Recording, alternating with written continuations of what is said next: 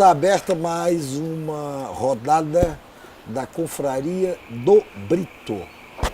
E nossa convidada hoje é a deputada, presidente nacional do PT, Gleisi Hoffmann. Ela foi líder estudantil, foi deputada federal, antes de ser a presidente nacional do PT. Nas eleições de 2022, foi reeleita deputada federal pelo Paraná, sendo a segunda mais votada do estado. Exerceu também o mandato de senadora pelo estado do Paraná e foi líder do seu partido, deixando a representação após assumir a presidência do PT.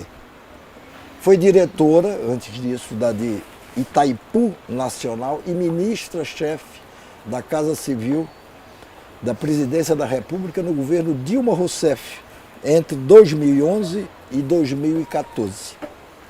Seja bem-vinda.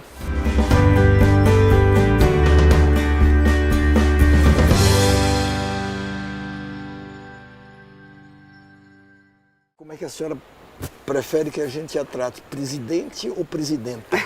Tanto faz, não tem problema. Não tem problema. Como vocês acharem melhor.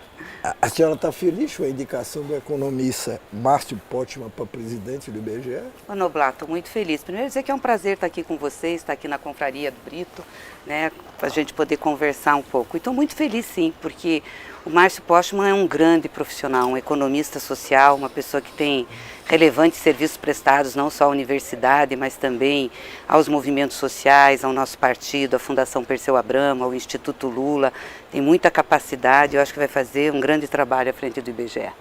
Mas por que essa indicação dele gerou, pelo menos no início, um certo barulho? Não, a ministra Simone Tebet do Planejamento não foi consultada sobre isso. Faz sentido isso ou é mais barulho do que o necessário? Não, você sabe que eu achei até algumas manifestações muito grosseiras tentando desqualificar o Márcio, que eu acho isso muito errado.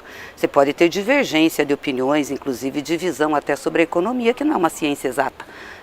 Agora, a forma como tentaram desqualificá-lo, que eu vi pela imprensa, achei muito ruim.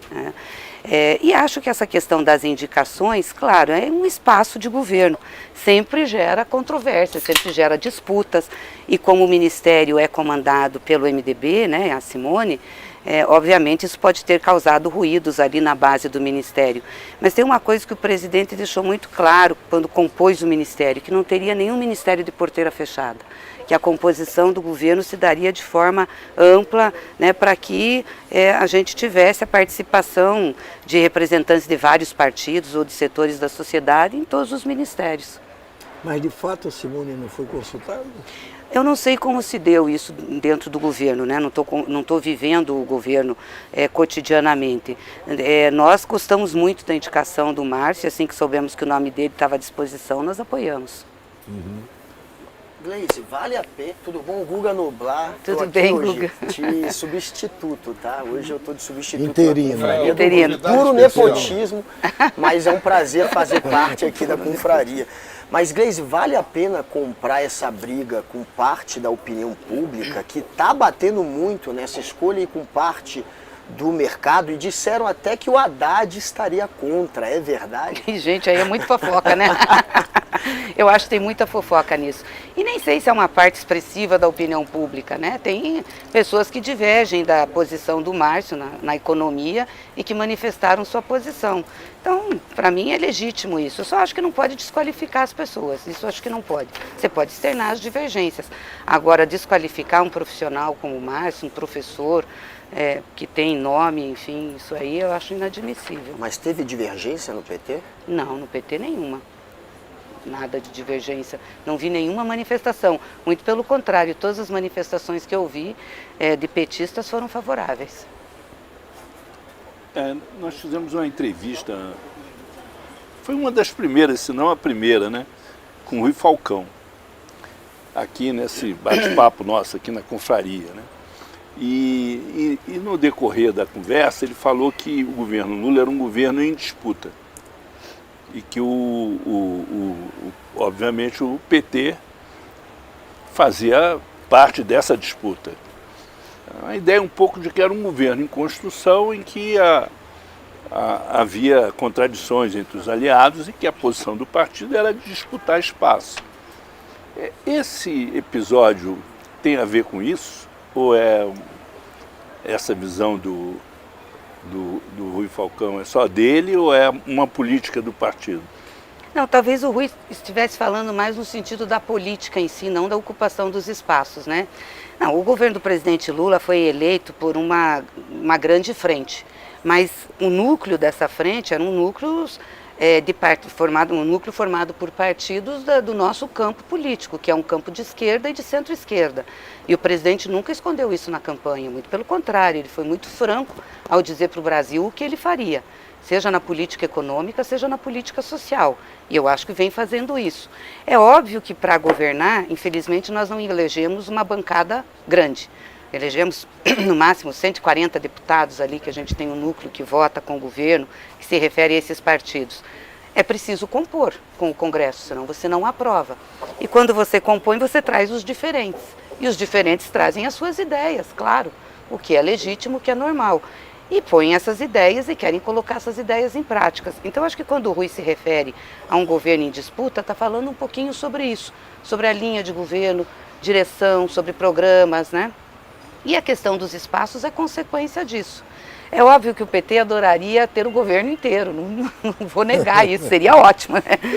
O Lula é do PT, o PT batalhou muito, né, para levar Lula de novo à presidência da República, enfrentou muitos desafios, muita tentativa de desconstrução, passamos por um período muito difícil. Claro que nós gostaríamos de nos ver lá maximamente representados, mas nós entendemos como é a política, né? Que a gente precisa compor. Então, às vezes você tem que ceder, às vezes você tem que negociar, mas óbvio que tem coisas para nós que são fundamentais que a gente não abre mão, porque você também não teria sentido a gente ter feito essa disputa política. Por que o IBGE é fundamental? Ele é um órgão técnico que lida com números. Você não pode baquear números. Por que ele é fundamental? Não, mas eu não estou falando da disputa de espaço, né? É porque eu acho que o Postman tem condições para assumir o IBGE, trabalha com estatísticas, tem conhecimento disso, e o presidente quis prestigiá-lo, né? E colocou o nome dele lá. Eu acho que vai fazer um bom trabalho. Presidente, eu acho que na área social o PT conseguiu, quase que consensualmente, adquirir uma certa, sabe, meio que consensual. O Congresso hoje ninguém se põe frontalmente contra os programas do PT, começar pelo Bolsa Família, sim, pelos projetos de transferência de renda e tal. Mas na economia eu sinto que há uma resistência muito grande. A senhora sente isso também? É porque nós, depois da saída da Dilma, do golpe que nós tivemos, o que assumiu na linha econômica foi uma política totalmente liberal. Muito ao contrário do que era a política econômica implantada a partir do governo do presidente Lula. Esses programas sociais hoje prestigiados e defendidos pelo Congresso só foram possíveis porque nós não adotamos uma política liberal clássica. Fizemos uma mediação ali, mas não adotamos, porque se fizéssemos isso, nós não teríamos Bolsa Família, nós não teríamos mais médicos, nós não teríamos Minha Casa Minha Vida, nós não teríamos esses programas que são expansionistas de gasto público, que não têm condições de você atender a população pobre numa linha de mercado. Sim. O mercado aloca recursos onde tem o lucro. E eu não estou questionando isso, é da vida. Nós vivemos numa sociedade capitalista e governamos nela.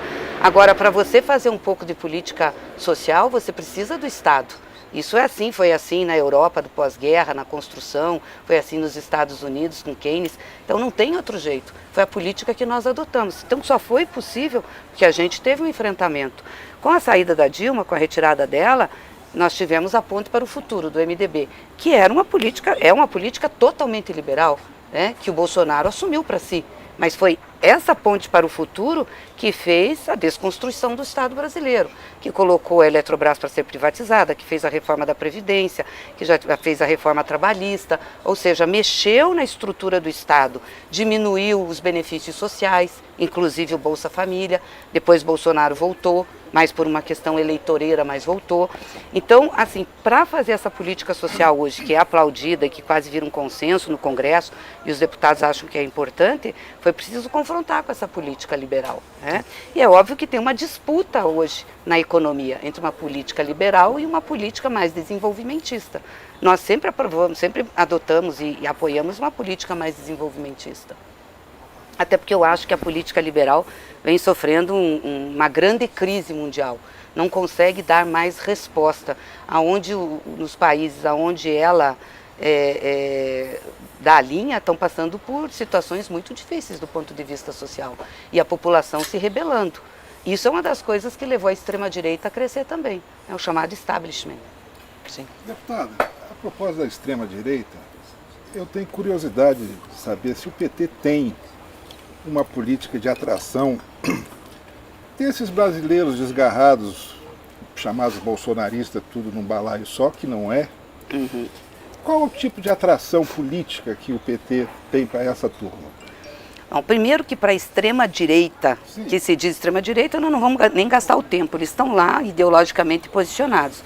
Eu acho que a gente tem que falar com a população, com as pessoas, com o povo que votou no Bolsonaro, apoiou um período do bolsonarismo, está apoiando, por uma questão conjuntural. Muitos dessas pessoas foram eleitores nossos, foram eleitores do Lula.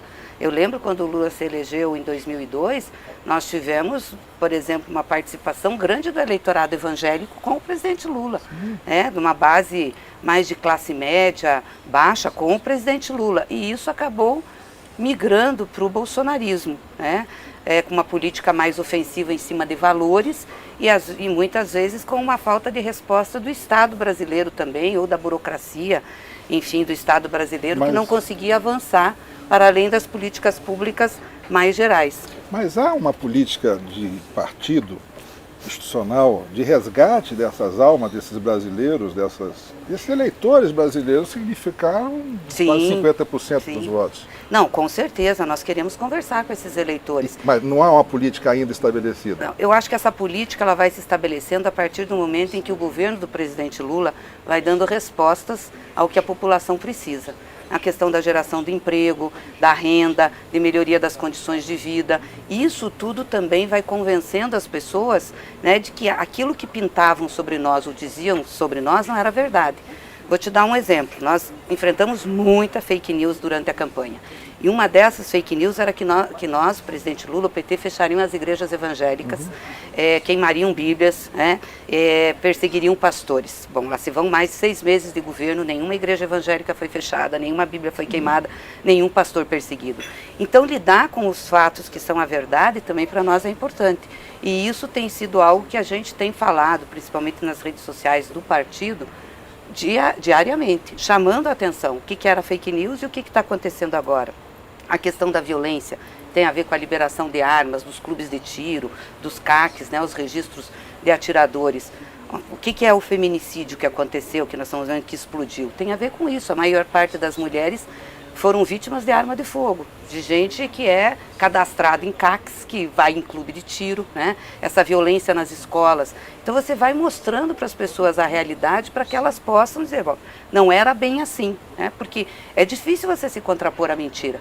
Ela corre mais rápido, ela é mais sedutora, ela é mais fácil de ser absorvida. Mas a senhora acha que foi, vamos dizer, se deve apenas à mentira, o uso como os bolsonaristas fizeram das redes sociais, essa perda de apoio do PT nessa área de evangélicos, nessa área do agronegócio, enfim, entre os conservadores, ou o partido cometeu alguns erros que dos talvez ajude a explicar? Dos evangélicos, eu acho que a questão da mentira foi crucial. Era o medo de fechar as igrejas, o medo de ser perseguido, dizer as coisas que falam sobre o PT, que é a favor do aborto, todas aquelas coisas que tem pacto com o demônio. Isso, política de costumes. Política de costumes. Isso foi muito difundido na internet. Então o medo é muito poderoso como arma da política e do convencimento. Isso foi muito forte. A outra coisa que eu acho que se deu um pouco no campo econômico e que aí teve uma frustração do eleitorado, foi que nós fizemos muita política pública, a gente diria assim, fizemos muitas políticas melhorando a vida das pessoas, a renda, emprego, as condições, e acho que não conseguimos, até por limitações que a gente tinha no Estado, desenvolver políticas públicas que dessem conta de demandas muito grandes. Saúde nós avançamos muito, mas não o suficiente para que as pessoas ficassem satisfeitas, E como já tinha um nível de satisfação até individual, isso aí foi, enfim, somando, e quando nós tivemos aquelas atividades lá de 2013, isso tinha muito a ver com essas políticas. Mas eu acho que a gente também não disputou a consciência política. Achamos que entregar para as pessoas programas, fazer as coisas, bastaria e que teria uma autoconscientização. Não é assim, né? E a direita disputou com a gente uma outra narrativa, né? Da questão individual, do fazer, do empreendedor, e tentando acabar com essa importância das políticas públicas. Eu acho que a ausência dessa disputa política nos nossos governos foi muito importante para essa tomada da extrema-direita. Presidente, é diferente enfrentar a oposição com parlamentar e a oposição na rua. Acho que a direita conseguiu, desde 2013, ir às ruas também, disputar as ruas também, né? Coisa que a direita não tinha, né? Não tinha. A direita liberal não tinha uma base social. A extrema-direita tem, porque ela coloca os valores, né? A questão de valores, a moralidade, os costumes, e também jogo, bandeiras, né? Jogo, mais fáceis em jogo. E o individualismo, sobretudo, né? Sim. Eu faço, eu aconteço, tem que ter a liberdade. Sem saber que aquela liberdade, o individualismo, quer dizer, você pode avançar, mas se você também tiver condições para fazer isso, né? Isso não é dado a todas as pessoas, tem que ter oportunidade. Não, eu ia falar que eles têm também um meio de conseguir agora convocar essa militância deles, que são as redes sociais. Já a esquerda dependia sempre dos sindicatos, era um outro método. O movimento territorial. Está conseguindo se adaptar ao PT, à esquerda, a esse novo momento? E o que você está achando do trabalho da SECOM, por exemplo? A gente aprende, né? Como dizia minha avó, aprende pela alegria ou pela dor.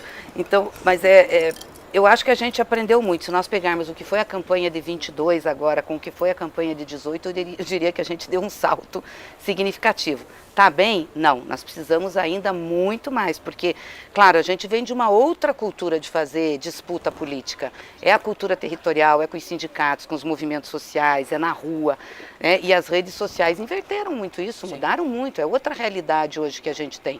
Não que tenha que deixar de fazer o que nós fazíamos, mas eu acho que tem que ajustar isso. Então, o PT eu acho que aprendeu bastante, acho que a gente melhorou bastante, mas tem que melhorar muito ainda. Tem que melhorar muito e tem que preparar todos os nossos quadros para fazer disputa. Porque às vezes a gente vê lá nos rankings dos parlamentares que fazem rede, que tem, enfim, maior presença. São poucos que aparecem da esquerda, a maioria são da direita. Porque essa é a tradição, a direita veio com esse movimento. Né? Então, para nós, é um desafio constante. Mas veja, mesmo assim, a gente conseguiu ganhar uma eleição que pouca gente achava que a gente conseguiria. Mas ali no final, mais gente achava, mas de fazer essa reconstrução, enfrentar o que nós enfrentamos, quer dizer, tem um lastro social forte na política da esquerda no Brasil, né, com o PT. Deputada, duas questões que eu acho que tem a ver com essa interpretação. O PT ganhou a eleição e indiscutivelmente tem hegemonia política no governo. Mas a hegemonia não se exerce só pela via do poder instalado. Ela também depende da liderança moral da sociedade, que está em disputa. De certa forma, o PT precisa reconquistar a bandeira da ética na política, porque essa bandeira foi para a mão da oposição, foi para a mão do Bolsonaro, apesar de tudo que a gente sabe sobre o governo dele. E ela não foi resgatada pelo PT. E demanda tempo também. Claro. Porque aí é a prática do governo que vai resolver isso. Como é que isso está sendo tratado pelo PT? Que tem também a questão da agenda parlamentar, a agenda do governo no Congresso. Quando você fala assim, não, porque nós temos uma agenda econômica desenvolvimentista. Mas o Congresso tem, a agenda hegemônica no Congresso é liberal. Como é que vai se resolver isso aí? Talvez seja esse um dos pontos que tenha esse conflito com o Congresso, que não é só uma tratativa fisiológica, digamos, trocar cargos e trocar emendas e você acerta a base. Isso acho que já funcionou em uma outra época. Hoje a gente tem um Congresso que também reivindica isso, enfim, legítimo, não estou questionando, mas também se posiciona ideologicamente. Tem um núcleo ideológico que é liberal e apoiado por essa extrema-direita que está representada hoje e que tem voz lá dentro. né? Então, isso também dá conflitos. Para aprovar matérias que são importantes, você tem que fazer negociação. Então, nem sempre matérias de caráter econômico nossas que entram no Congresso saem da mesma forma. Então, tem que fazer uma negociação e por isso que é importante você ter apoio da opinião pública para o governo, porque isso também pressiona o Congresso, né? Então, essa hegemonia que você falou, que não é só de poder, e eu concordo, é uma questão que você tem que ter na sociedade, é que nós temos que recuperar. É uma hegemonia na sociedade. Mostrar o que foi essa questão da ética, a discussão como foi colocada, né, a questão da corrupção. Hoje eu acho que a sociedade está vendo de uma outra forma. Lava Jato. Lava Jato. A gente ainda tem um caminho, porque reconstruir o que foi destruído é muito mais difícil. Mas as pessoas já têm uma noção, né, de que não era tudo aquilo, que não foi aquilo que aconteceu. Então vai um período ainda, mas eu acho que é isso, é a prática do governo, a postura das pessoas, do próprio PT. Sérgio Moro e a Lava Jato. Pois é, então, olha o que está acontecendo com o Sérgio Moro, né? O que está acontecendo? Pois é, está acontecendo que ele está caindo em desgraça, motivado pelos próprios passos que ele deu, né? Porque ele colocou em desestabilização a sociedade. O Bolsonaro tentou dar um golpe, o Sérgio Moro deu um golpe, tirou o Lula da eleição, fez uma eleição sem o Lula. Eu não tenho dúvida que em 18, mesmo com toda aquela barbaridade, o Lula ganharia a eleição, como ganhou em 22. Mas ele tirou na mão grande, não deixou fazer a disputa política, né? Criminalizou a política, judicializou a política, achou que esse era o caminho, fez uma série de acordos espúrios, interviu no Ministério Público, fez produção de provas ilegais e imorais e que não existiam, né, na conduta, fez articulações com os americanos, tanto que hoje está onde está. Aliás, está sendo processado, não é nem por isso, acho que vai ter que ser por isso também, por tudo que ele causou ao país, mas está sendo processado pela forma como ele conduziu a sua própria campanha, que foi ilegal e imoral. Tudo indica que a vaga dele pode ser aberta, presidente? Não sei, é o que estão falando, né, Wanda? Tem um processo lá no TRE, vamos ver, não sei.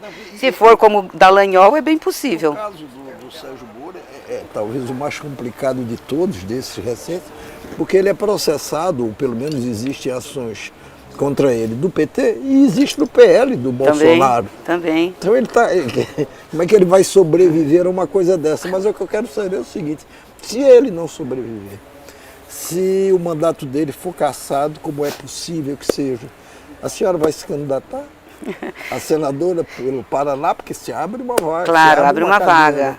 Não, eu tenho disposição para isso, né? Mas a gente tem que conversar, obviamente, com o partido, conversar com as forças políticas. Uma candidatura do Senado não é uma candidatura simples, principalmente no Paraná. É uma candidatura que tem que ser construída, então tem um tempo e também temos que esperar findar o processo, né? Eu acho que tem que ver se o Moro realmente vai ser cassado e aí a gente discutir sobre isso. O Lula já deu o aval? O Lula já deu, a Janja já está te apoiando também. Ela disse, a futura senadora tem eleição em 26 também, né? Porque tem uma eleição de 26, tem uma probabilidade de eu disputar o Senado. Não sei também se a gente vai ter as condições, né, para fazer isso, mas se tiver... Mas tem um Requião lá também, né? Também. Espaço. É por isso que eu disse, eu acho que a gente tem que conversar, né, lá na política, não tem nenhuma decisão tomada. Por falar em conversar, eu queria perguntar sobre a eleição em São Paulo. O apoio ao Boulos, está certo isso? Tá certo, tá certo. Nós fizemos um acordo com o Boulos na eleição de 22, foi um acordo público. Ninguém do PT questionou, todo mundo achava, né, que Haddad tinha que ir para a disputa com capacidade de ganhar, que Lula tinha que ganhar, e isso foi feito. É óbvio que agora, né, tem algumas lideranças do PT que questionam, que querem rediscutir, mas isso não cabe num processo como esse. O que eu acho é que a gente tem que conversar essas condições do acordo, né? O papel do PT na coordenação de campanha, o papel do PT na elaboração do plano de governo, a vice do Boulos, que nós defendemos que o PT indique, a construção da chapa de vereadores. Então o PT tem muito trabalho e eu acho que nós temos condições concretas de ganhar a Prefeitura de São Paulo, concretas. O Boulos está saindo muito bem, lembrar que nós já governamos 3 vezes São Paulo, Lula ganhou na capital, Haddad ganhou na capital nessa eleição, né? O município de São Paulo tem uma abertura mais para esse campo da esquerda, da centro-esquerda. Eu acho que a gente tem condições. Por isso que eu acho que a gente tem que fazer o máximo possível agora para já iniciar esse processo de pré-campanha e não perder tempo. Então não entra em discussão isso aí. Não entra. O PT já definiu mais ou menos uma política de alianças, ou está definindo, para as eleições do próximo ano, presidente? Estamos definindo. Nós temos um GTE, que é um grupo de trabalho eleitoral, que a gente já instalou. Começamos a fazer um mapeamento, mais ou menos, das forças no Brasil, onde a gente tem possibilidade de ter candidaturas, onde a gente teria que apoiar. As candidaturas é a prefeito. A prefeito e a prefeito. Prefeito e prefeita, né? Estamos discutindo. Vamos ter uma reunião do Diretório Nacional no final de agosto agora, que é para discutir a tática eleitoral. Portanto, a nossa política de alianças. Mas eu não tenho dúvidas que o balizador principal dessa política de alianças de 24 é 2026. Quem vai estar conosco na reeleição do Lula, no nosso palanque, é isso que vai balizar. Mas já deu pelo menos para a senhora observar ou intuir algumas capitais onde, vamos dizer, o PT pode ter candidato e disputando com chance? Pode. Por exemplo, aqui no Sudeste, a gente deve ter candidato em Vitória, Coser deve disputar. Nós temos candidatura em Natal, que é a deputada Natália. Está se falando em candidatura em Fortaleza. Então, tem alguns lugares que o PT já está se preparando para isso. Agora, com toda essa trabalheira para frente, a senhora quer fugir e virar senadora? Mamãe, vou continuar trabalhando, não é que eu quero fugir, não. Se tiver eleição, se for essa decisão do partido, vou fazer. Mas é óbvio que eu tenho um compromisso grande, né, com o PT de preparar mais essa eleição. Vai ser a 4ª da minha vida nacional. A 4ª? A 4ª que eu coordeno. Eu tenho curiosidade, além dos temas políticos recorrentes, atuais, de oposições do PT em relação à economia criativa, economia verde, economia canábica, economia azul, a economia 2.0 do século XXI. Como o partido projeta essas demandas? Que são demandas sociais, que estão na agenda do mundo, à exceção da gente que tem uma agenda meio travada. Não, então, esse é um desafio para nós, né? Porque é algo que a gente começa a discutir, começa a formular, nós não temos ainda uma bagagem sobre isso, né? Tem temas que têm divergências, enfim. Obviamente que essa questão da economia verde está mais presente na pauta, a transição agroecológica, né? A necessidade da sustentabilidade. O Lula tem falado muito isso, tem colocado como pauta, mas é um debate que ainda o partido está fazendo. Não tem, muitos deles não têm uma posição definida. Mas a senhora concorda que é importante o partido ter sobre transição energética? Ninguém sabe qual é a posição do PT sobre esse tema, por exemplo. Muito importante. Não, nessa questão da transição energética, a gente sempre se posicionou para trabalhar o máximo possível por uma matriz de energia limpa, sempre. Óbvio que o Brasil já tem uma posição privilegiada nisso, porque mais de 50% da nossa geração de energia por conta da hidráulica é limpa. Mas a gente tem que passar à frente, porque aumentamos muito o parque eólico, né, o parque solar, então tem outras formas. Agora o presidente mesmo mandou aumentar a composição de biodiesel, isso é importante, que não tinha, né, que ainda o fóssil predomina e tem um lobby forte, né, importante. O Brasil é um grande produtor de energia fóssil, mas é algo que a gente tem que ir colocando na pauta da sociedade, né, e fazendo discussão. Essa semana uma nota do PT nas redes sociais, não está necessariamente assinada pela senhora, mas a senhora deve ter participado ou deve ter autorizado, chama o presidente do Banco Central, o Campos Neto, de golpista. Dá para explicar melhor por que golpista? Porque ele não está querendo que o Brasil funcione, é só isso. Eu acho uma aberração a gente ter alguém do Banco Central que não foi nomeado pelo presidente que foi eleito. Você pode até ter autonomia do Banco Central lá, dizer, vai ter mandato. Você nomeou o cara, não pode tirar, a não ser passar pelo Senado, a não ser passar não sei por onde, a não ser... Ok, mas você impor a um presidente que foi eleito, um gestor do Banco Central, que foi colocado por um outro presidente com uma política econômica totalmente contrária, é um absurdo. Ou seja, você está dizendo para o povo que elegeu esse projeto, a tua opinião não importa, então deixa lá. O que é o Banco Central? O Banco Central é um banco, é o Banco do Tesouro, uma autarquia. O Tesouro é tão grande que ele tem que ter um banco para poder regular, para poder ter o dinheiro do Tesouro, regular o sistema, enfim. Então ele é isso, um banco. Então você põe como autonomia. Então vamos fazer eleição para o presidente do Banco Central e ele indica o presidente da República. Sabe, não tem lógica isso. E isso não protege a política monetária. Então, o que nós estamos vivendo? O governo está fazendo um esforço muito grande, né, de retomar o desenvolvimento econômico, e está fazendo isso com muita responsabilidade. Aliás, eu estou vendo muitos elogios para o Haddad aí, do mercado, da mídia, a condução, está mostrando isso. E o Banco Central nada, como se isso não valesse. Então deixa uma taxa de juros que está 10% real. 10% real é um absurdo, né? Sendo que sabe que a inflação está caindo e o Banco Central avalia o futuro. Ele já sabia que ia ter essa queda, podia ter aliviado um pouco. Então isso mata a indústria, mata o comércio, mata as pessoas, porque não tem crédito, ou paga muito, está endividada.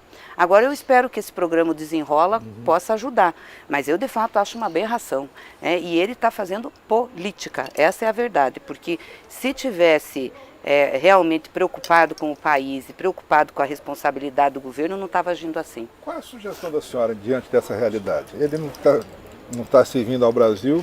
Eu acho que ele devia sair, sinceramente. Mas nós fizemos mas uma... se ele não pedir, as contas ele ninguém. Pois eu acho que tem que dar as contas para ele, entendeu? Nós fizemos uma representação no Senado, que é o Senado que é o responsável pela fiscalização, para fazer uma investigação da política monetária. Por que ela estava se comportando assim, mesmo os indicadores econômicos estando mostrando um outro caminho? Que já podia ter tido uma guinada. Mais de um ano com a mesma taxa de juros, é um absurdo. Eu concordo. Né? Tanto que quando estava 2%, que também foi um erro, botar lá embaixo, também causou problema cambial, quando eles começaram a recuperar foi rápido. Teve reunião do Copom que autorizou subir 2 pontos percentuais. E agora, pelo que tudo indica, vai ser pouquinho. Então tinha que investigar isso, a CAI. E uma coisa ainda mais grave, que o TCU abriu uma investigação, que eu achei muito importante o Ministério Público e o TCU abrir, foi que o presidente do Banco Central, ele acha que deve ser o dono do Banco Central, um CEO, acho que o Banco Central é privado, disse que vai terceirizar os ativos do Banco Central. Os ativos do Banco Central, quer dizer, as reservas internacionais, isso é patrimônio da população brasileira. Ali soberano, tem sangue, né? E suor, claro. Você paga um custo para manter. Se ele fizer isso, o presidente da República não pode fazer nada? Ele não pode fazer isso, aí o Senado tem que entrar. Aí o Senado tem que entrar, né? Agora, Gleisi, essa briga com o presidente do Banco Central não acabou fortalecendo ele no Senado? O Senado, depois que o PT começou a brigar publicamente com o Roberto Campos, passou a protegê-lo, passou a ficar do lado dele ou não? Quem está vencendo essa briga? Ele primeiro tem o escudo de ter a estabilidade, né? Por conta da autonomia do Banco Central e do mandato dele. Então tem esse escudo. Sempre foi o querido do mercado e obviamente que isso tem reflexo no Congresso, que a gente acabou de dizer que é um Congresso de linha mais liberal, né? Eu acho que a partir do momento que a gente começou a fazer críticas, eu acho que começou um desgaste. Um desgaste dele, inclusive, no setor produtivo, setor industrial. Eu já vi na mídia, já vi senadores comentando que está over, que não pode continuar assim. E tem que colocar as claras, senão daqui a pouco a população vai pensar que somos nós que estamos fazendo a política de juros. Porque o Banco Central é ligado ao governo, né? Ao Estado brasileiro. Então é muito O complicado. Arthur Lira é sensível a esses argumentos que a senhora usa?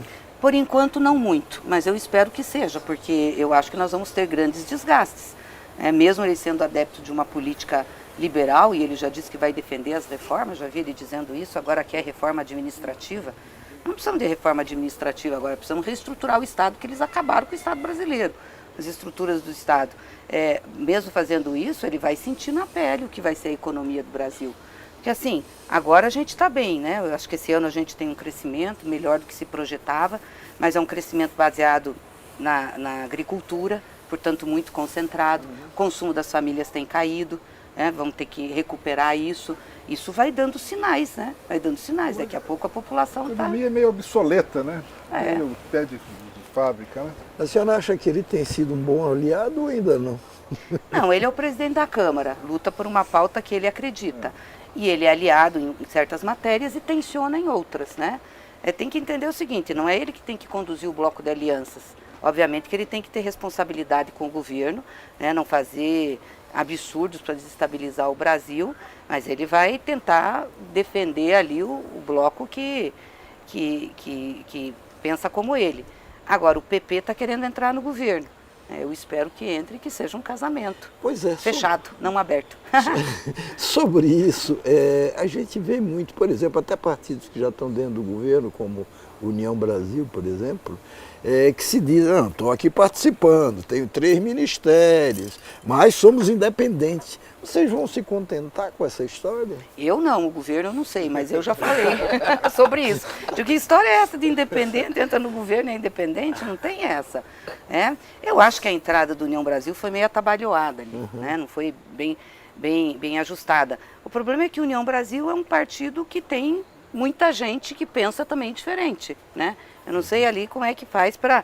Mas o fato é, se tem 3 ministérios, foi feita agora, né, a mudança no turismo, que era uma reivindicação, eu acho que é muito importante que eles mostrem que estão com o governo, que estão dentro do governo.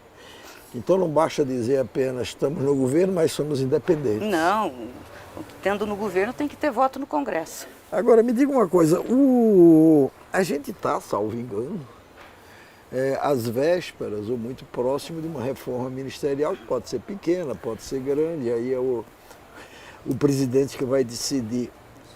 Isso não gera incômodo dentro do PT? Eu pergunto porque é natural, tem que sair gente para entrar gente. Os cargos não são elásticos nem se multiplicam. Isso causa desconforto dentro do PT? Claro que causa, né? O PT não quer perder nenhum espaço, como qualquer outro partido que compõe. Mas a senhora já está conformada em perder? Não, é que eu acho que o PT é o maior partido da coligação, é o partido do presidente da República. Ao fim e ao cabo, a grande responsabilidade perante o povo e perante a história é do presidente. Então ele tem que ter liberdade de fazer os movimentos para entregar resultado. E o PT, como partido dele, não pode faltar a ele. Então a gente pode não gostar muito, pode falar, disputar, criticar, mas ao fim e ao cabo nós vamos dar sustentação àquilo que o presidente colocar, porque é ele que tem a responsabilidade. Aliás, sobre esse ponto, a senhora tem um crédito grande, porque o PT agora deixou de ter aqueles votos contrários, aquelas entrevistas contrárias. O que foi feito? A senhora trabalhou isso internamente? Como é que foi? Não, o PT sempre é um partido que apresenta divergências, né, Vandinha? E eu acho que isso é uma das coisas legais do PT, porque mantém vivo, mantém a discussão, mantém a disputa. É um partido que tem vida. Então tem, mas óbvio que a gente procura também conversar muito, né? Tentar mediar, porque é o seguinte, olha, o PT não pode faltar. A gente pode até fazer crítica, dizer que não concorda com isso, levar isso internamente ou publicamente nos limites, mas na hora de que o governo diz, não é por aqui que nós vamos, é o nosso governo, nós temos que estar junto, não tem lógica, né? O PT não está junto com o governo que ajudou. Quem ouve quem? É o Lula que ouve o PT ou o PT que ouve o Lula? Eu acho que tem uma troca ali, né? O presidente tem uma característica que ele ouve muito, né? E não só o PT, ele ouve muito. Ouve os partidos, ouve lideranças, ouve movimentos sociais, né? A forma dele tomar decisão é ouvindo muito. Eu acho isso muito importante. Acho que talvez por isso que ele é a liderança que é, né? E óbvio que ele também tem uma grande influência no PT. O PT nasceu pelas mãos do Lula e ele tem um carinho imenso por esse partido. Até hoje ele é o nosso presidente de honra, mesmo sendo presidente da República, ele é o presidente de honra do PT. Então o PT tem uma grande responsabilidade pela liderança do Lula, pelo que ele significa. Foi ele que conduziu o PT nesse processo todo. A senhora acompanhou por dentro o governo Lula 1, de toda forma, o governo Lula 2 principalmente. E o governo Dilma, claro, mas focando basicamente nas administrações do Lula, a senhora acha que essa é a mais difícil ou a mais difícil foi a primeira? Não, eu acho que as primeiras foram difíceis, né? Porque a gente estava entrando muito sem experiência, um partido muito novo. Então, imagina, os quadros não tinham preparação para assumir, então, mas de muita bagagem, muito conhecimento, foi aprendendo. Agora é diferente, eu acho que a gente tem uma grande experiência acumulada, tanto que o presidente sentou na cadeira ali em 6 meses, recompôs todos os programas que foram importantes nas suas gestões e nas gestões da Dilma. E foi rápido, né? Com gente com muita experiência de governo, um ministério que já teve, né, participação em outros governos do Estado, então isso facilitou. Agora, do ponto de vista da disputa política, eu acho que ela é mais desafiadora, porque você tem uma oposição organizada com uma liderança popular, né? E tem organização popular nessa oposição. Então, é uma sociedade em disputa também, em disputa de ideias. E lá atrás você tinha, mas você não tinha essa organização que a extrema-direita tem hoje. Eu tenho uma curiosidade, eu acho que não deve ser exclusiva minha. Qual a posição do PT perante Venezuela? as ditaduras que vivemos. A Venezuela é uma democracia, como o presidente disse recentemente, a Venezuela é uma democracia? Olha, nós entendemos que cada povo tem que dirigir o seu destino, autonomia e soberania popular. E a Venezuela é um país que faz eleições recorrentes, né? Participa uma parte, não participa outra, enfim. Eu lembro que até a última eleição do Maduro, o Zapatero acompanhou a eleição, e o Zapatero não é um cara propriamente de esquerda, né? E fez um relatório mostrando as normalidade das eleições na Venezuela. Então tem uma disputa popular lá, de base popular, de organização. Não nos cabe também, com todas as fragilidades que nós temos aqui, ficar apontando o dedo. E acho que não tem que agir como o Bolsonaro agiu, de desconhecer a Venezuela. Nós não desconhecemos nenhum país. Aliás, no governo, o presidente Lula manda ter relações com todos os países, até porque isso tem interesse comercial. E a Venezuela é nossa vizinha. Então, nós vendemos, nossa balança comercial é positiva com a Venezuela, e nós podemos ajudar a Venezuela como, se tiver problemas da democracia dela? Não é atacando, é tendo condições de fazer mediação. Porque se você ataca, você toma um lado. Então, o presidente Lula sempre procurou isso, né? Mostrar que a gente tem condições de fazer mediação quando os países apresentam problemas, mas se a gente estiver aberto a conversar e não ir lá e já apontar o dedo. O presidente teve uma reunião recentemente na Europa com a líder da oposição, tentando conciliar ali os interesses difusos. Quando a mulher voltou para a Venezuela, ela foi proibida de disputar a eleição. Então, se é a interlocutora dele, está proibida de disputar a eleição. Então, até me perguntaram sobre isso e nós perguntamos ao PSUV, que é o partido do Maduro, que o PT tem relações. Parece-me que essa proibição data de 2015, não de agora, e que agora que ficou patente porque ela colocou a candidatura. Eu não sei como é que eles vão agir lá. É possível que revejam isso. Guaidó, por exemplo, não vai participar. Agora, isso tem também em relação ao Guaidó, a própria oposição acha que ele não deve participar. Né? Então, o que aconteceu lá foi uma aberração. Então, eu acho que tem que ver. Eu não sei como é que está a composição de comissão externa de acompanhamento das eleições. Nós não fomos chamados enquanto partido, só pegamos a informação e precisamos apurar mais as coisas como estão lá. Eu acho que é muito importante, né, que a Venezuela realize suas eleições, né, mais democráticas que tem que ser, porque isso é importante para a Venezuela e é importante para a nossa região. Presidenta, o Lula, num primeiro momento, ao falar sobre a Venezuela, disse que a democracia era relativa. Num segundo momento, ele condicionou o fim do embargo econômico na Venezuela a eleições justas. A Venezuela tem ou não tem eleições justas? Olha, primeiro o que eu falei aqui, que a gente tem que analisar as condições e o contexto de cada país, né? E como cada país se relaciona com a sua forma de representatividade popular. Obviamente que eu acho que todos os países têm que melhorar nos seus processos democráticos. Nós temos que melhorar, a Venezuela tem que melhorar, os americanos têm que melhorar, entendeu? No processo democrático. E acho que a Venezuela sofre também com os embargos. É uma situação difícil, porque um país embargado é um país que muitas vezes não consegue responder ao seu povo pelas necessidades que ele tem. E isso acaba pesando numa parte da população. Então, por isso que eu acho que o Lula, ao falar sobre a Venezuela, nesse contexto, falou em relativo, porque é uma situação muito difícil. Você você não ter os instrumentos para atender a população. E mesmo assim, é de se notar que tem uma parcela expressiva lá e que dá a vitória, que elege o PSUV. Mas e ontem, o Ibanez, que é o embaixador da Comunidade Europeia, não sei se a senhora viu, mas ele emitiu uma nota muito rigorosa. Não tem democracia relativa a coisa nenhuma e Venezuela é uma ditadura. Esse homem é o porta-voz da Comunidade Europeia. Certamente o embaixador não tomou isso por iniciativa própria. A Comunidade Europeia está satisfeita com o desenvolvimento político do governo Lula? Você está achando que o Lula está indo bem?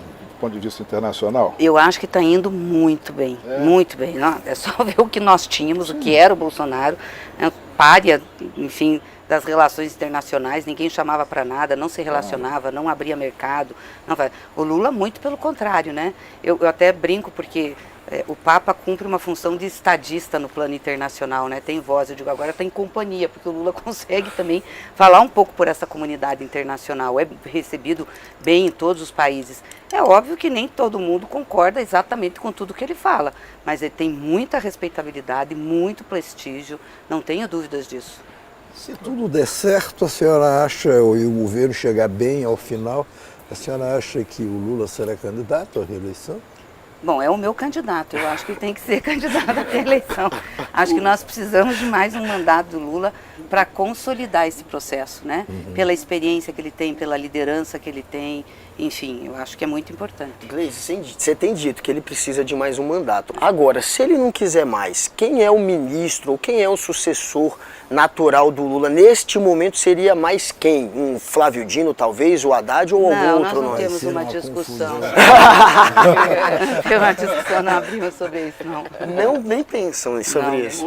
Ontem o Zelensky deu uma entrevista com um jornalista brasileiro da Globo News e nessa entrevista ele se convidou para vir ao Brasil.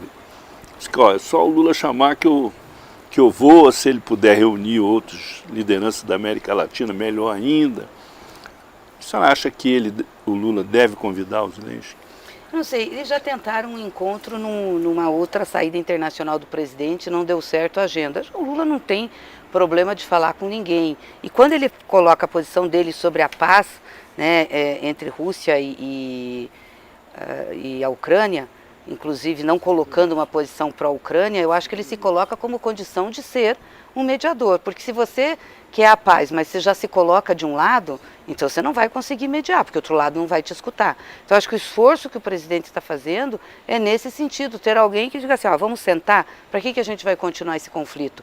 Mas aí as partes têm que se sentir à vontade, né, para estar com essa pessoa.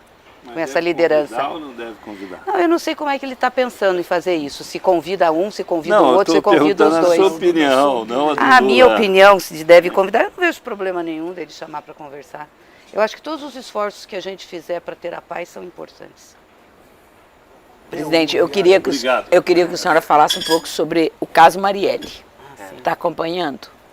Estou acompanhando, aliás, queria parabenizar o ministro Flávio Dino, que tem feito um excelente trabalho, não só nesse caso, em várias outras ações que ele tem tomado, e realmente eu acho que a Polícia Federal conseguiu avanços que não se conseguia quando estava na esfera do Estado. E obviamente agora descortina isso, né? Ou seja, puxa um fio desse novelo, acho que vem muita coisa ainda. E a gente precisa esclarecer esse crime, que é um crime eminentemente político, deu asas, deu voz à violência política que depois se alastrou na sociedade. Eu acho que é fundamental a gente saber quem mandou matar Marielle. Não assassinaram uma liderança feminina, né? Eu acho que essa coisa de incentivar as meninas, a política, por exemplo, é uma bandeira, né? Não, é uma bandeira e de enfrentar isso, porque com o assassinato da Marielle, com o discurso misógino e violento do Bolsonaro, as mulheres ficaram muito mais recuadas, claro, porque a política se tornou, além de ser difícil a política, porque é muito masculina, se tornou quase um espaço de guerra contra a gente, entendeu? Vocês não podem estar aí. Então... A senhora acha que o Flávio Dino servirá melhor ao governo como ministro da Justiça ou como ministro supremo? Olha, aí quem decide é o presidente Lula, não sou eu, né? Mas eu acho que o Flávio é um grande ministro da Justiça e tem feito um excelente trabalho e tem mostrado para a sociedade uma capacidade de diálogo, de mostrar. Ele é um homem muito preparado, né? Em qualquer situação ele se daria bem. A senhora comentou que depois que mudou de governo, enfim, começaram a solucionar o caso Marielle. A senhora acha que o Bolsonaro atuou para segurar a investigação? Eu não posso dizer isso, que eu não tenho provas concretas. Agora, pela forma como ele se manifestava, como ele falava e como ele tratava o caso, tudo indica. Porque ele não priorizava, ele dizia que aquilo não era importante, entendeu? Quantas vezes o Bolsonaro falou depreciando isso? Até uma forma, entendeu, grosseira, sem pensar na dor da família, sem nada. Então, toda a postura dele leva a gente a pensar que sim. Toda a postura. Alguém quer perguntar mais uma coisa, porque estamos chegando ao fim, porque aqui a gente tem duas sessões. A primeira, que é a que vale, é importante, que é a conversa com convidados. E está sendo, enfim, uma ótima conversa com a senhora. E a segunda é quando o convidado sai, que aí a gente faz a sessão Ficam falando mal do para convidado. terminar. Eu vou deixar o Ricardo Amaral aqui só para ficar escutando. Deixa o Amaral aí, só para ele vigiar. Aproveita para falar mal. Se tem uma coisa que a militância do PT está incomodada é com a possível recondução do Aras à PGR. Ah, sim, isso é E importante. qual que é a opinião da senhora sobre isso? Olha, nessas questões, tanto do Supremo como da PGR, a gente evita muito da opinião. Primeiro porque eu acho que é uma decisão personalíssima do presidente da República. Eu acho que se ele chamar a gente a dar opinião, daremos a opinião no momento em que... Ele ainda não chamou. Não nos perguntou. A senhora Aliás, acha que ele vai recorrentemente, não sei. Às vezes pode surgir numa conversa informal, enfim, mas isso nunca foi prática do presidente com o PT, inclusive em relação aos outros mandatos, porque é uma responsabilidade que a Constituição dá a ele. E eu acho que a gente tem que respeitar muito. E o PT Obviamente, assimilaria o Aras? olha, assim, nós não fizemos essa discussão, então eu não tenho nem como falar pelo PT. Obviamente que sempre tem uma expectativa de mudança, de não recondução, mas isso é uma coisa que cabe ao presidente decidir. A senhora pessoalmente não tem uma opinião sobre isso. Não, e se tiver também não vou ser. A gente já imagina qual que Então não seria. pode Aqui ser a não favor, cabe, então entendeu? não é a favor. Se não quer externar, não é a favor. Não é isso, se eu falar que sou a favor, vou dar uma opinião. Se falar que sou contra, também vou dar, eu não tenho opinião. Essa posição é muito difícil, eu entendo. Vamos estar com o presidente Lula. Bom, Maravilha. alguém quer perguntar mais? Estamos satisfeitos? Bom, se não estamos, a hora está chegando. Queremos agradecer a deputada, presidente nacional do PT, por essa conversa tão agradável, amena e ao mesmo tempo muito instigante, claro. E daqui a pouco, tão logo, ela se retira e a gente dá início à sessão falando mal do convidado. Que na Vocês me verdade defendam, não aí é fiquem falando mandando- mal, é muito mais observando, comentando Claro. algumas coisas que a senhora Não, falou. depois eu vou ver, porque sempre é bom, né, pra gente ajustar as coisas. Ouvir. Muito bem. Muito obrigado, deputada. Não, eu que agradeço. Foi um prazer estar aqui com vocês, com jornalistas tão gabaritados, né? Se que tem quiser história. continuar mesmo para a gente na sessão seguinte, quer dizer, na próxima sessão, pode assistir também.